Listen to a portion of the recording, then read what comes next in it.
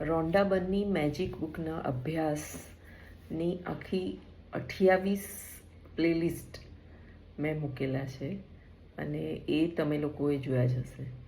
પણ હવે બધા જ વ્યક્તિઓને 28 ચેપ્ટર્સની જરૂર નથી હોતી અને એટલા માટે અમુક લોકો એવું શોધતા હોય છે કે ભાઈ મારી લાઈફમાં આ પ્રોબ્લેમ છે, તો શું તમે મને એવું ગાઈડ કરી શકો કે હું કઈ પ્રેક્ટિસ કરું. તો એના પરથી જ હું આ વિડીયો બનાવવા બેઠી છું કે દરેકની લાઈફમાં અલગ અલગ પ્રોબ્લેમ છે. કોઈને સંબંધનો પ્રોબ્લેમ છે, કોઈને કરિયરનો, કોઈને પૈસાનો અને કોઈને તબિયતનો. તો હવે આ જે 4 વસ્તુ છે એમાંથી બધી જ વસ્તુ બધાને કરવી નથી હોતી. તો જેના અલગ અલગ પ્રોબ્લેમ છે એ અલગ અલગ પ્રોબ્લેમ માટે 8 9 ચેપ્ટરનું પેકેજ રોન્ડા બર્ને આપેલું છે કે તમે આ રીતે આનો અભ્યાસ કરો અને 100% તમારો એ પ્રોબ્લેમ સોલ્વ થઈ જશે. ખરી વસ્તુ એ છે કે તમારે એ તમારો પ્રોબ્લેમ સોલ્વ કરવા માટે નિયમિતતા રાખવાની છે. બુકમાં પણ લખ્યું છે કે જો એક નિયમિત સમય અને નિયમિત રીતે તમે પ્રયાસ કરશો તો આ જાદુ તરીકે કામ કરે છે અને તમારા દરેક પ્રોબ્લેમ 100% સોલ્વ થશે. તો બુકમાં જે પ્રમાણે આપેલું છે એ જ પ્રમાણે સૌથી પહેલું આપેલું છે કે સંબંધમાં જો તમારી લાઈફમાં પ્રોબ્લેમ હશે, તકલીફ હશે, બે જોડે ફાવે બે જોડે ના ફાવે એવી તકલીફ હશે, તો તમારી ઘણી બધી એનર્જી અથવા તમારું ઘણું બધું મગજ એ બધા વિચારોમાં રોકાયેલું રહેશે. તમે હૃદયથી સંતુષ્ટિ ફીલ નહીં કરો અને એટલે તમારા બીજા બધા એરિયામાં પણ પ્રોબ્લેમ આવશે. સાંભળજો ત્યાંથી. જો સંબંધમાં પ્રોબ્લેમ હશે તો પોસિબલ છે કે તમારી તબિયતમાં પણ પ્રોબ્લેમ આવે અને પોસિબલ છે કે તમારા પૈસામાં પણ પ્રોબ્લેમ આવે. આ બધું જ હું નથી કહેતી, પણ બુકમાં જ લખેલું છે. તો સંબંધના પ્રોબ્લેમ હોય તો એને કેવી રીતે સોલ્વ કરવા, એના માટે આખી બુકના જે 28 ચેપ્ટર છે એમાંથી 6 ચેપ્ટર રોન્ડા બર્ને કીધા છે કે જો સંબંધના પ્રોબ્લેમ છે તો આ 6 ચેપ્ટર તમારે ખાસ કરવા.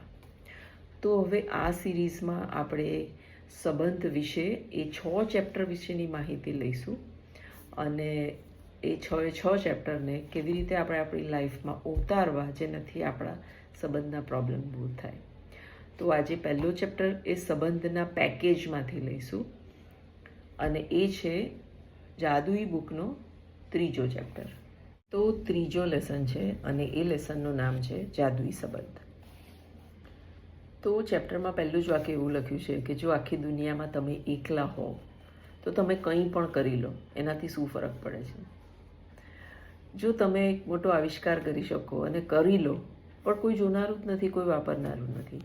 તમે બહુ સરસ સંગીત વગાડો છો, તમારો અવાજ બહુ સરસ છે પણ કોઈ સાંભળનારું નથી.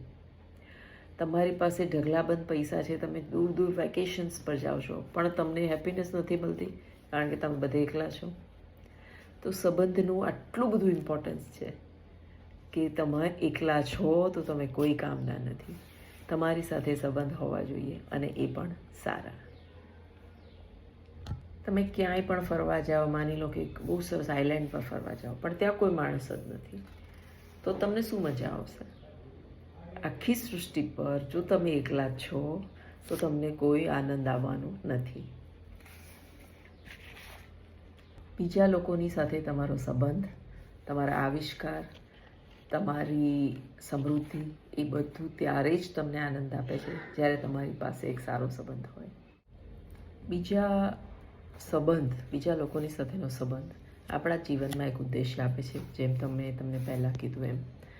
હવે એ ઉદ્દેશ્યથી તમને ખુશી મળે છે, આનંદ મળે છે અને તમારું રૂટીન થોડુંક ડિફરન્ટ થાય છે. નહીં તો તમારું રૂટીન એનું એ જ રહે, તમે તમારા કામે જાઓ, પછી પાછા ઘરે જાઓ, પાછા કામે જાઓ, પછી ઘરે જાઓ, તો તમારી લાઈફમાં રસ ના રહે, નીરસ થઈ જાય. હવે એટલા માટે સંબંધ આપણી લાગણીઓને પ્લસ માઇનસ કરે છે, વધારે ઓછી, હેપી, સેડ, સંબંધ આપણી લાગણીઓને એ કરે છે અને સંબંધ આપણા માટે જરૂરી પણ છે. સંબંધ તોડીને આપણે એકલા જીવી શકવાના નથી. તો સંબંધને લીધે લાગણી અપડાઉન થાય છે. તો આપણે આપણા સંબંધને કેવી રીતે સંભાળવા જોઈએ કે જેનાથી આપણા સપનામાં આપણી લાગણીઓ વચ્ચે ના આવે અને આપણે આપણા સપના સુધી પહોંચી શકીએ. અત્યારે હાલ જ તમે તમારી લાઈફમાં સંબંધ જુઓ કે કયા સંબંધ તમારા જીવનમાં તમને સારી લાગણી આપે છે અને કયા સંબંધ તમારા જીવનમાં તમને થોડીક બેડ ફિલિંગ આપે છે. વિજ્ઞાન આ પ્રૂવ કરી ચૂક્યું છે કે જે લોકો કૃતજ્ઞતાનો અભ્યાસ કરે છે, એટલે કે આભારનો અભ્યાસ કરે છે, એ બીજા લોકો કરતાં એમના સંબંધો બધા સાથે સારા હોય છે એના કરતાં જે લોકો અભ્યાસ નથી કરતા. અને એ સાયન્સે પ્રૂવ કરેલું છે. સાયન્સમાં શું હોય? થિયોરીઝ હોય, રિસર્ચ હોય અને પછી નક્કી કરવામાં આવે. એટલે સાયન્સે પ્રૂવ કરેલું છે કે જે લોકો આભારની લાગણી સાથે જોડાયેલા છે એમના સંબંધ બીજા લોકો સાથે સારા છે, અને જે લોકો એ આભારની લાગણીમાં નથી જોડાયેલા એમના સંબંધો બીજા સાથે સારા ઓછા છે. એ વિજ્ઞાને જ કહ્યું છે કે જો તમને કોઈની બી પાસે થોડીક પણ શિકાયત હોય કે પ્રોબ્લેમ હોય કે કમ્પ્લેન્સ હોય તો તમારી પાસે એની માટે 10 સારી વસ્તુ પણ હોવી જોઈએ. બુકમાં એવું પણ લખ્યું છે કે તમારી જે કમ્પ્લેન્સ છે એ દરેક કમ્પ્લેનને તમારે તમારા હૃદય અને મગજમાંથી છુટ્ટી કરવી હોય તો તમારે એ વ્યક્તિ માટે 10 સારી વસ્તુ લખવી પડશે. આ બધું સાયન્ટિફિકલી પ્રૂવ કરેલું છે. તમે કોઈ પણ સંબંધ માટે તમારી આભારની લાગણી કે કૃતજ્ઞતા કે લખવાની પ્રેક્ટિસ એ વ્યક્તિ માટે કરશો તો જાદુઈ રીતે તમારો સંબંધ તો બદલાશે જ અને તમે વધારે એ વ્યક્તિ સાથે નિકટાઈ શકશો. યાદ રાખો કે તમે કૃતજ્ઞતા કે આભારની પ્રેક્ટિસ એ વ્યક્તિ માટે કરતાં એ વ્યક્તિ તો બદલાશે જ, પણ સાથે સાથે તમે પણ બદલાઈ જશો. તમારો સ્વભાવ જે પણ હશે, પણ તમારી પાસે ધૈર્ય, કરુણા, સમજ અને દયાળુતા આ બધી વસ્તુ તમારામાં આવી જશે. તમારો ટેવ હોય કે નાની નાની વસ્તુમાં ચીડાઈ જતા હો તો આવું પ્રેક્ટિસ કરવાથી એ બધું જતું રહેશે. સંબંધોમાં તમારો નંબર 1 આવી જશે. આવું ત્યારે જ થશે જ્યારે તમે દિલથી કૃતજ્ઞતા કરશો, ફક્ત લખવા માટે નહીં, ચોપડા ભરવા માટે નહીં. કારણ કે પ્રેક્ટિસ કરતાં તમે એવા બદલાઈ ગયા હશો કે એ વ્યક્તિ જેવો છે એવો તમે એને એક્સેપ્ટ કરવાનું ચાલુ કરી દીધું હશે. કારણ કે તમે જ્યારે પણ કોઈ સામેના વ્યક્તિ માટે આભાર લખવાનું ચાલુ કરો છો ને ત્યારે એ વ્યક્તિમાં તમે એની સારી સારી વસ્તુ જુઓ છો અને એ જોતાં લખો છો અને આભાર લખો છો. એટલે તમને એ વ્યક્તિ માટે, સામેની વ્યક્તિ માટે હવે તમને કોઈ કમ્પ્લેન નથી, એના સ્વભાવનો તકલીફ નથી, એની વાતોની તકલીફ નથી. બધું જ તમે એક્સેપ્ટ કરી લીધું છે. એટલે સામેવાળો વ્યક્તિ બદલાયો છે કે નથી બદલાયો, પણ તમારો સંબંધ તમારા ઉપર કામ કરીને બદલાયો છે. બુકમાં લખે છે કે જ્યારે તમે કોઈ પણ વ્યક્તિ માટે કમ્પ્લેન કરો છો તો વધારે નુકસાન તમે તમારું કરો છો. બુકમાં લખેલું છે કે તમે એ વ્યક્તિ માટે જે પણ વિચારો છો, બોલો છો એ એકચ્યુઅલી તમારામાં આવે છે અને એના લીધે તમારા સંબંધો બગડે છે. તમારા જીવનમાં પ્રગતિ ત્યારે જ થઈ શકશે જ્યારે તમે એ સંબંધ જે પણ બગડેલા હશે એને સોલ્વ કરી દેશો. તમારા નજીકનું કોઈ વ્યક્તિ તમને એવું કહે કે તમે જેવા છો એવા હું તમને પ્રેમ કરું છું તો તમારો નજરિયો તે વખતે કેવો હશે?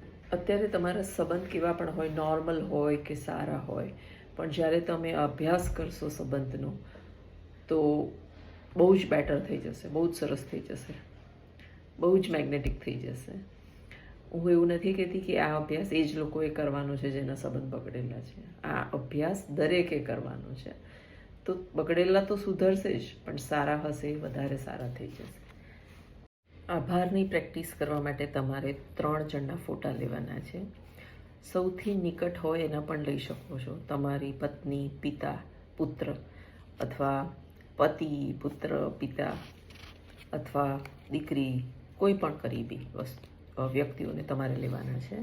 અથવા તો તમારો બોયફ્રેન્ડ, ગર્લફ્રેન્ડ, તમારા પાર્ટનર, કોઈ પણ 3 વ્યક્તિ તમારે એવી રીતે શોધવાના છે કે જે તમને પોતાના કરીબ લાગતા હોય. સૌથી સારું ફ્રેન્ડ, દાદા, દાદી, ચાચા, ચાચી, મામા, ફોઈ, બુઆ, કોઈ પણ 3ને લેવાના છે. એટલે બહુ સ્પેસિફિક નથી, પણ જે વ્યક્તિ તમારી બહુ નજીક હોય, કરીબ હોય એને લેવાના છે. આ 3 વ્યક્તિ જેના આપણે ફોટા લેવાના છે એ તમારા સાથે એમના સંબંધ નજીકના હોય, લાગણીશીલ હોય, ભરેલા હોય એ રીતે લેવાના છે. હવે જ્યારે પણ તમે એમના ફોટા લો તો તમે એ ફોટોગ્રાફ્સમાં ગ્રુપમાં ના લેતા. કાં તો એ વ્યક્તિ એકલા હોય એવું લેજો, કાં તો પછી તમે એની સાથે હોય એવું લેજો. તમે કહેશો કે મોબાઈલમાં ચાલે, હું કહીશ કે હા, તમે અને એ વ્યક્તિ જોડે હોય તો ચાલે, પણ આખા ટોળામાં હોય તો નહીં ચાલે. પણ જ્યારે પણ પ્રેક્ટિસ કરો ત્યારે પછી એ જ ફોટોગ્રાફ કાઢીને પ્રેક્ટિસ કરવાની. હવે આ 3 વ્યક્તિને તમે સિલેક્ટ કરી લીધા એટલે વારાફરતી એક જણનો ફોટો લેવાનો છે અને એની અંદર તમારે શું કરવાનું છે સાંભળો. શાંતિથી બેસી જશો અને એ વિચાર કરજો કે આ વ્યક્તિએ તમારા માટે શું કર્યું છે. सुकून से बैठकर उन चीज़ों के बारे में सोचें जिनके लिए आप हर व्यक्ति के प्रति सबसे अधिक कृतज्ञ है. શાંતિથી બેસજો અને એ વિચાર કરજો કે આ વ્યક્તિએ તમારા માટે શું કર્યું છે. એમના સારા સારા ગુણો તમે યાદ કરજો, એમની સારી સારી વાતો યાદ કરજો, એમની સાથે સારી જગ્યાએ ફરવા ગયા હોય તો યાદ કરજો, એમની સાથે 2 કલાક બેઠા હોય તો યાદ કરજો. તમે એ વ્યક્તિની સારી કાબેલિયત વિશે વિચારી શકો, એના હસમુખ સ્વભાવ વિશે વિચારી શકો, અથવા તો એમણે તમને કોઈ સલાહ આપી હોય અને તમને એમાંથી કંઈક રસ્તો મળ્યો હોય એના વિશે વિચારી શકો, અથવા તો કંઈક એવું સરસ ખાવાનું કંઈક બનાવતી હોય તો તમે એના વિશે વિચારી શકો છો. પણ કંઈક જે પણ વ્યક્તિને તમે સિલેક્ટ કર્યા હોય એના વિશે બધી જ સારી સારી વસ્તુઓ, વાતો તમારે યાદ રાખવાની છે, યાદ કરવાની છે તે વખતે. અથવા એ વ્યક્તિએ તમારી કોઈ વખત કંઈક તમે મુસીબતમાં હોય ને તમારી હેલ્પ કરી, પરવા કરી, કે કંઈક એવું નાનું કામ કરી દીધું કે જે હા કે ના કહેવાથી પણ એ કામ તમારું ઉકલી ગયું હોય, તો એટલી નાની મદદ પણ કરી હોય તો તમારે એને નોટ કરવાની છે. એટલે એ વ્યક્તિનો ફોટો લઈ અને તમે તમારું પેન અને પેપર લઈને બેસી જવાનું છે અને નોટ કરવાનું છે. આ બધું તમે વિચારી લીધું છે. હવે શું કરવાનું છે, તમારે એક નોટબુક લેવાની છે, એની અંદર લખવાનું છે, ફોર્મેટ આપેલું છે ધન્યવાદ, એટલે કે આભાર ગુજરાતીમાં લખો તો, પછી વ્યક્તિનું નામ અને કેમ તમે એના માટે ધન્યવાદ કરો છો એ. એટલે એક એક્ઝામ્પલ આપ્યો છે કે ધન્યવાદ જોન, કારણ કે તમે મને હંમેશા સારા જોક્સ કહીને હસાવતા હતા. ધન્યવાદ મમ્મી, કારણ કે મેં કોલેજની એજ્યુકેશન પૂરું કરવામાં મારી મદદ કરી હતી. એટલે એવા 3 વ્યક્તિને લેવાના છે અને દરેક વ્યક્તિ વિશે એટલીસ્ટ 5 વસ્તુ સારી તમારે લખવાની છે. લખીને દરેક વાક્ય શાંતિથી વાંચીને 3 વાર આભાર બોલીને મહેસૂસ કરવાનું છે અને એ 3 વ્યક્તિ માટે કરવાનું છે. આ અભ્યાસ કર્યા પછી એ 3 વ્યક્તિનો ફોટો જે તમે સિલેક્ટ કર્યા છે એને એવી જગ્યાએ મૂકવાના છે જ્યાં આવતા જતાં તમારી એટલીસ્ટ 4-5 વાર દિવસમાં નજર પડે, અને જ્યારે નજર પડે ત્યારે તમે એને બહુ જ ખૂબ દિલથી આભાર વ્યક્ત કરવાનો છે. એ આ બુકની પ્રેક્ટિસ છે. એનું રીઝન એ છે કે તમે ખાલી લખીને છૂટી નથી જવાનું, તમારે એ ફિલિંગ્સમાં રહેવાનું છે. દિવસમાં 4-5 વાર એ ફિલિંગ્સ સાથે તમારે જોડાવાનું છે, એ વ્યક્તિ સાથે જોડાવાનું છે, અને એ જ સંબંધનો જાદુ કરી આપશે તમને. હવે તમને ખ્યાલ આવી ગયો કે સંબંધમાં જાદુ લાવવા માટે તમારે આ પ્રેક્ટિસ કરવાની છે.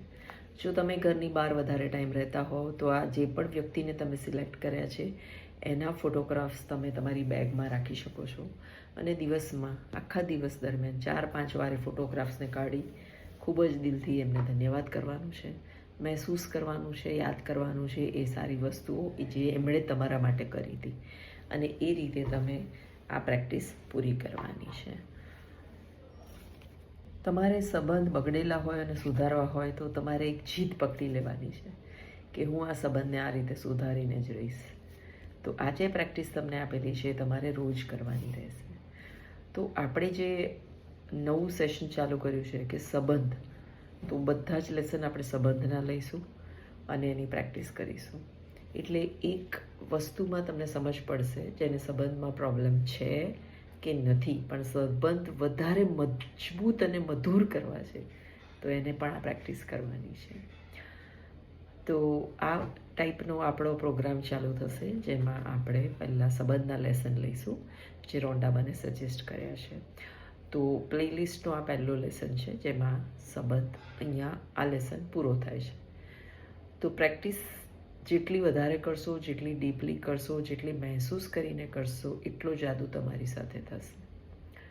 તો વિડીયોને પ્લીઝ શેર કરો, કારણ કે મોટાભાગના લોકોને સંબંધનો પ્રોબ્લેમ છે. અને કંઈ પણ તકલીફ હોય તો કમેન્ટ કરો. પ્લસ ઇન્ટ્રોડક્ટરી કોર્સ તો ચાલુ જ છે 3 દિવસનો, તો એમાં જોડાઓ અને એટલીસ્ટ તમને ક્લેરિટી લાવો કે કૃતજ્ઞતા તમારી માટે શું નથી કરી શકતી.